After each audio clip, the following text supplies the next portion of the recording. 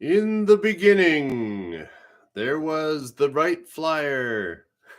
Welcome to the superpilotish channel. My name's Graham Wilson, and today I'm going to be talking. I'm going to be doing some Bible reading from the Bible of the Flight Instructor Guide in my basement. All right. Well, I tried to get the old pastor vibe going here, but I got this little. I cut up a little bit of I always have these little index cards lying around, and then I just let's put on a little costume for today. Okay, but I'm not going to do it. It'll be distracting if I do that, but it would look very authoritative though. So we'll just get these things out of the way. You want to get rid of all of your training aids so you don't distract from the lesson. And hey, Dan and Shecky, welcome to the show. I was thinking today, like I always do, I always try to figure out what am I going to do for my show here today. And I was starting to think, like, what are these priests and pastors and all these other, people that, have their religious ceremonies every week? They got to do this for years and like come up with something new, right? But they usually have a great big book, and then they can just read something out of the book and go from there. So I was like, okay, I got a big book too. It's in a binder. And then I was like, oh, I got a few things I want to read out of the book. And I didn't have any Post-it notes or sticky notes, but I did manage to I got some duct tape over there. So I got my little duct tape markers on my pages here. So in the beginning, you're going to learn here today a little bit about how to teach somebody how to do something, how to do anything.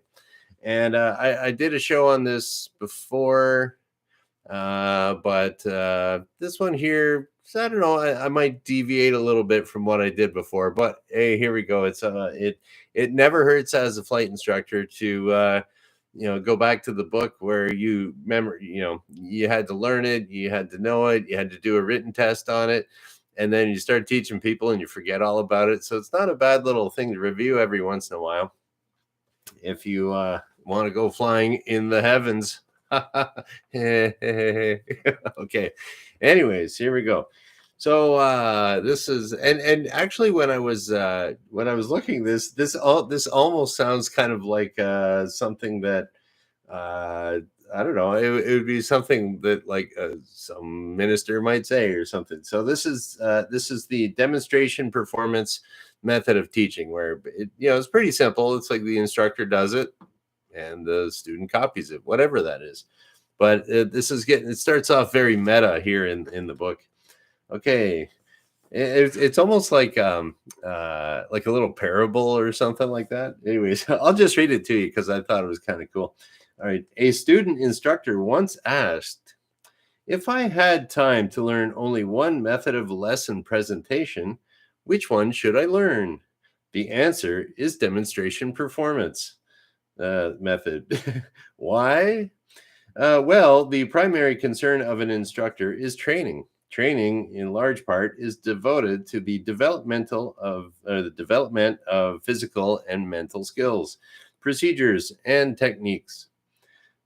For example, flying aircraft, interpreting blueprints, driving vehicles, welding, building, shooting, repairing, solving problems, using a slide rule. You can tell this is an old book, eh? Filling out forms. All of these and many, many more can be best taught by using the demonstration performance method. The method is not new. It may be one of the oldest methods of instruction one can imagine. The caveman. It actually says that. The caveman demonstrating to a son the procedure for making the club. And then having the child make one. So there we go. Like that's I don't know, talking about slide rules and cavemen and stuff. Like, hey, that's all right here in the government publication. Pretty slick. Yeah, and then so this will get into there was a few little things that were on my mind that sometimes if you get instructing for a while, you'll kind of forget some of the basics. And this is to kind of jog somebody's memory if they're an instructor or, a teacher of anything. So So we're just going to go over no cardboard today. We got the whiteboard again. And I still haven't recharged my black marker there. Dan was thinking about putting some alcohol with it or something. That's on my list of things to do. Okay, so demonstration performance. And I'm just going to write this down. Demonstration. Here we go. Got some leftover paper towels from my scapes the other day. Still got lots of scapes in the garden. And yep, they're still very garlicky. Okay, demonstration performance. Demonstration. I'll just do some short forms here. Demonstration performance. All right, demperf. Okay, number one, what you got to do is explanation. Okay, so that's where the first thing you do for your lesson is before you even touch anything. What do we got to do here? I'll read it right from the book, I guess. There we go. I'll read it right from this good book. The explanation and demonstration may be done at the same time, or the demonstration given first, followed by an explanation, or vice versa. So basically, you got to explain at the same time that you're doing the demonstration. This is how you weld. Demonstration. So yeah, these two kind of go together. And okay, so that's I don't know, it's pretty simple. You just kind of do what you got to do, whether it's an air exercise or it would be something. I was thinking, like, even if you're teaching someone how to, maybe they've never hammered in a nail before. So here you go, you got your nail, you got your hammer, and you're going tick, tick, tick, tick, tick, tick, just to kind of get it started. You don't start slamming on it right away. You get someone doing that, they're going to break their fingers or thumbs. You're going to hit your thumbs or fingers anyways at some point, but get your nail started, and then you can start slamming on it with your hammer. So that would be your demonstration. And then the performance, student performance would be next. Student performance. Okay, so here we go. We'll call it the student performance. And yeah, so with that, I also wanted to bring up a little subroutine here that has to do with that and that's why I had to get my extra duct tape here to flip to the other section when it comes to student performance. Okay, and this is, you could think about this if you're teaching someone how to hammer in a nail or fly an airplane or anything, about who has control. Okay, so control of aircraft. Now this has to do with in-flight instruction. So I will read directly from the book. There should never be any doubt as to who has control of the aircraft. The procedure for giving and taking control is, and this is like a real pet peeve of mine. I see all these like YouTube videos of people flying. They say, you're playing. Oh, you got it. Your control. Oh, dude, I see you here, dude. And it's like, yeah, you got it. I got it. But technically, according to the Canadian rules anyways, when you as pilot in command wish to give control to your student, say clearly, you have control. And that's in a quote.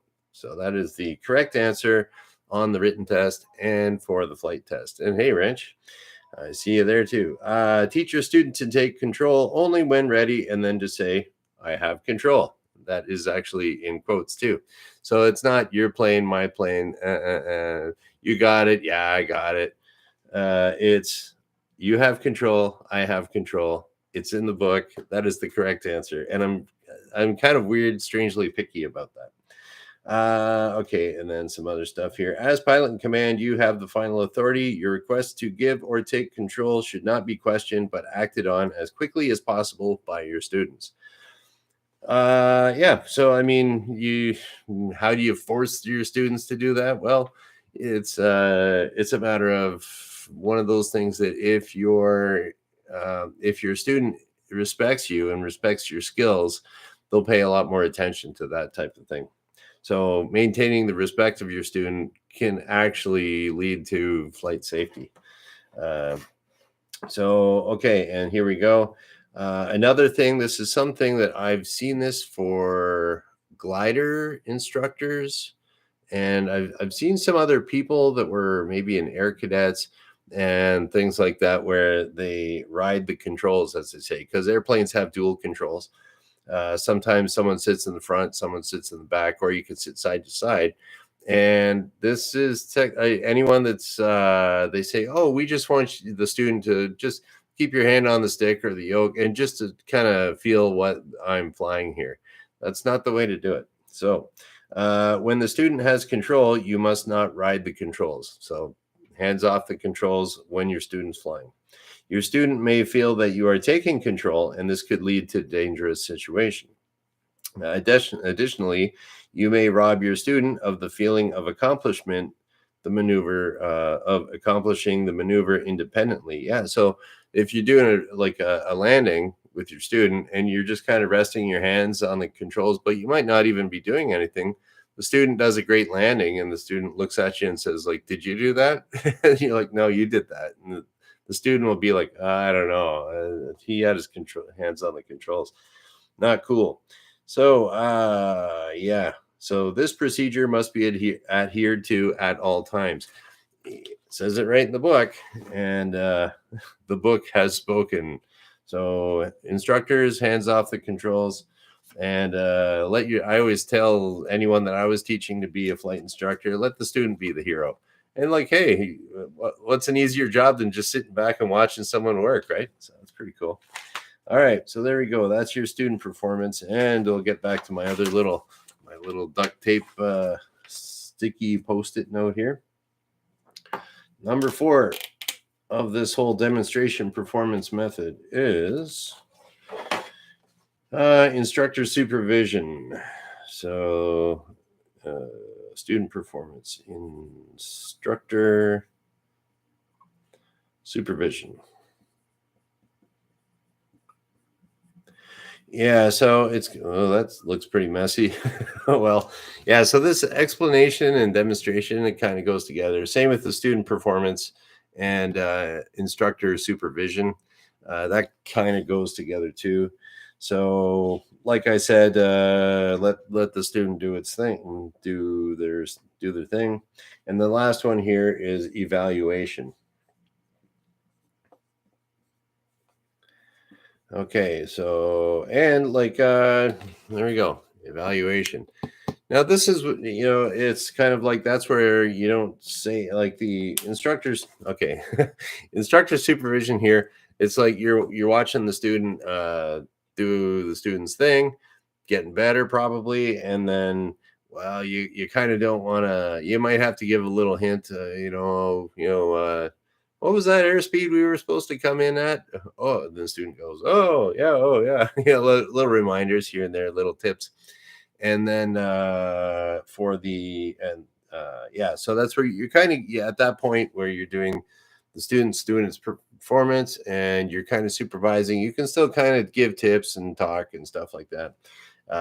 If you have to do like the students making a big major error, that's where you take control.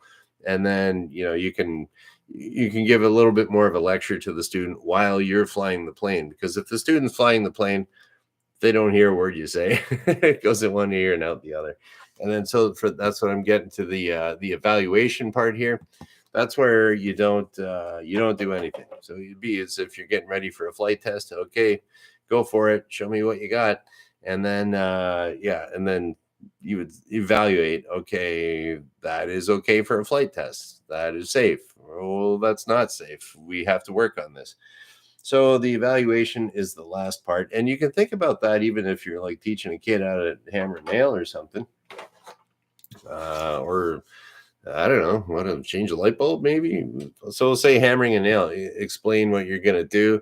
Okay, I'm going to hammer a nail here. You got the hammer, you got the nail. Be careful not to hit your fingers. Believe it or not, whacking your fingers with the hammer can hurt. And then so you kind of tap your nail in first. Then you can hit a little bit harder if you want. You will then demonstrate it to your student, to whoever you're teaching the hammer and the nail. And then, okay, so this is how you do it.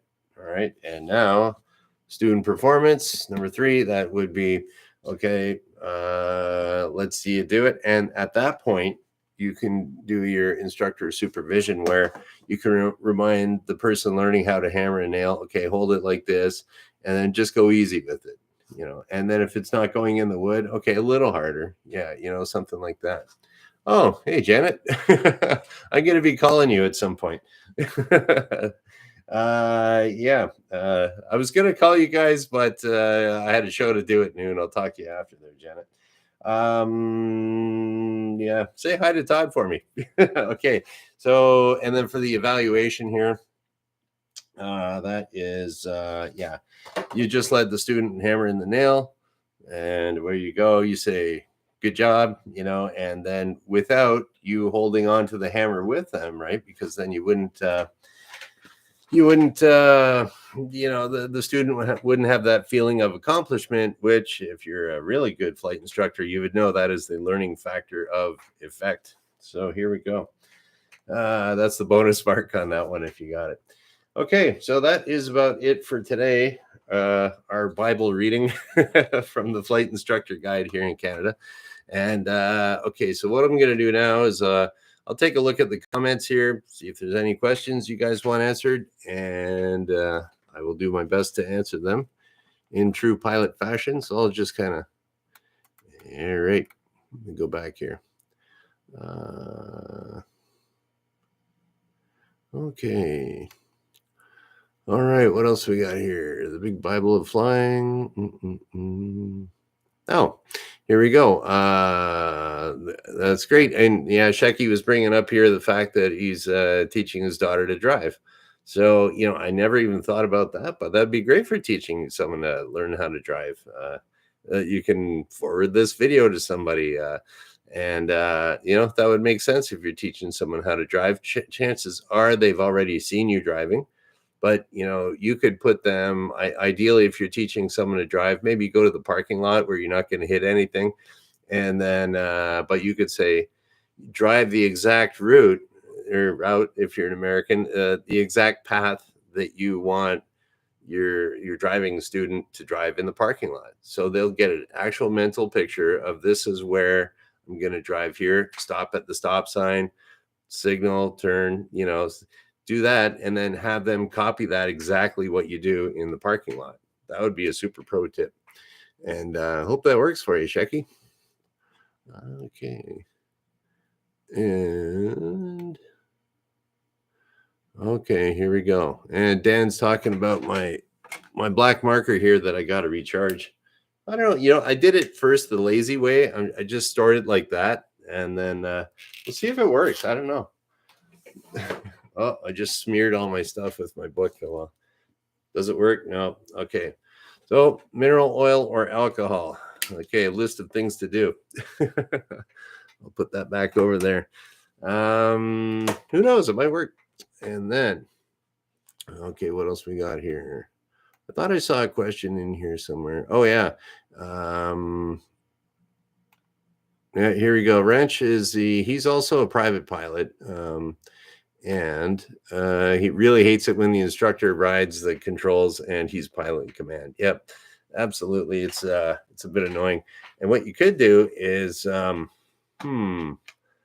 if you do have an instructor that's doing that, show him the video here and then say, like, is this guy right? He's reading it out of a book. You must be right. So there you go. You might want to try. Just suggest email your instructor this video. Who knows? Okay. And Broku Doggy's asking, do pilots have to maintain a certain weight? You have to maintain a healthy weight. What they're looking for pilot medicals is, I believe it's, I think they do a BMI calculation. But there's a little bit of because I've seen some pretty big pilots. So I think they would, yeah. So, it would be, okay. Airlines, they might have their own person, like say you're flying for Delta or something, or Emirates Airlines over in Dubai, they might have their own company regulations for BMI or something like that, body mass index. Generally, you just have to be uh, I have seen some fat dudes flying around, so maybe you don't have to have a certain weight, but I think it would be if you would be considered obese. That in combination, well, that would probably get you like higher blood pressure and stuff like that. So if you do, they do record your, they ask you your height and weight, or if you don't know, they'll take your height and weight at your medical. So I would say, yeah, the healthier the better. But yeah, I've seen some pretty big dudes in the cockpit. And one of the things there too that is actually something that people don't really consider is that the ergonomics on small airplanes is it's really bad. They're all designed back in the 50s and 60s and stuff, where the average height of a guy was like 5 foot, I don't know, 8, and girls didn't fly back then, so who cares about the 5'2" people? But yeah, now they're so the height of the glare shield and everything, it can be kind of strange. And if you're very short and you're a 300-pounder, I've seen it where it's like people's guts get in the way of pulling of the full deflection of the controls. And people weren't as there weren't as many 300-pounders back in the day. So yeah, they're Roku doggy. Do they have to maintain a certain weight? Now that you think of it, I don't think so. But there is a calculation there that you are on record of how much you weigh, and the biggest concern there is pulse and blood pressure. That's as long as you're all healthy, you're cool, and you can be on certain medication to take care of that, but you're monitored a little bit more. Okay. Mm-mm-mm. All right. Okay, so here we go.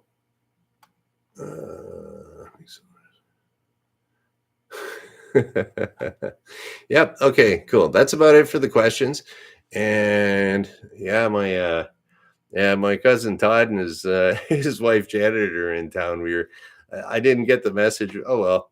They're probably watching right now. I don't even know. But anyways, I'm gonna hopefully meet with my cousin and his wife this afternoon. And today is Wednesday, so that's my fun thing to do today. And then I'll be back on Friday because I do this Monday, Wednesday, Friday at noon Eastern. And we're going to shut this down. So thanks for showing up, everybody. And yeah, thanks for watching. Bye.